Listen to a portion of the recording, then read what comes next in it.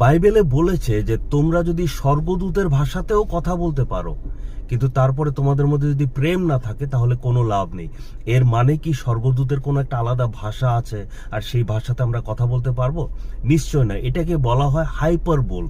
Hyperbole মানে হচ্ছে কোনো একটা জিনিসকে বাড়িয়ে চাড়িয়ে বলা, যাতে আরেকটা জিনিসের সাথে এটাকে তুলনা করতে পারে। যেমন ধরুন না, বাইবেলের মধ্যে লেখা আছে যে তুমি যদি সারা পৃথিবী অর্জন করো কিন্তু তারপরে তোমার আত্মা হারাও, কি লাভ?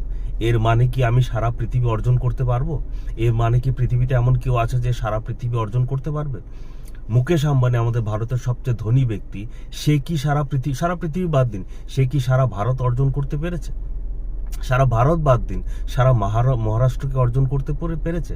না, এটা সম্ভব না। তো এটা কি বলা হয় হাইপারবোল? মানে কোন একটা জিনিসকে বাড়িয়ে বলা আর আরেকটা জিনিসের সাথে তুলনা করা, যে এটা করলেও তুমি এটা লাভ হবে না, এমন টাইপের। সো এই জন্য এখানে বলা হয়েছে তুমি যদি স্বর্গদূতের মতো ভাষা কথা বলতে পারো, মানে এক্সট্রিম একটা উদাহরণ দিয়েছে যে যেটা সম্ভবই না। ঠিক আছে, তুমি স্বর্গদূতের মতো যদি কথা বলতে পারো কিন্তু তারপরেও যদি তোমার মধ্যে প্রেম না থাকে, কোনো লাভ নেই। মানে তুমি সবচেয়ে বড় কাজ করতে পারলেও প্রেম না থাকলে কোনো লাভ নেই। এটাই হচ্ছে হাইপারবোল। এই যারা আবাসাবাডাবা করে তারা বলে যে দেখো দেখো এই পদের মধ্যে লেখা আছে যে তুমি স্বর্গদূতের ভাষায় কথা বলতে পারবে।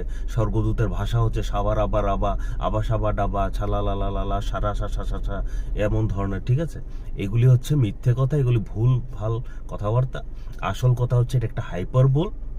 এখানে বাড়িয়ে চাড়িয়ে একটা উদাহরণ দেওয়া হচ্ছে যাতে আরেকটা জিনিসের সাথে তুলনা করতে পারে। এখানে স্বর্গদূতের ভাষা বলা হচ্ছে আর প্রেম বলা হচ্ছে, দুটোর মধ্যে তুলনা করা হয়েছে। মানে তুমি ধরো না, মানে যেটা অসম্ভব স্বর্গদূতের ভাষায় কথা বলে, এটাও ধরো না তুমি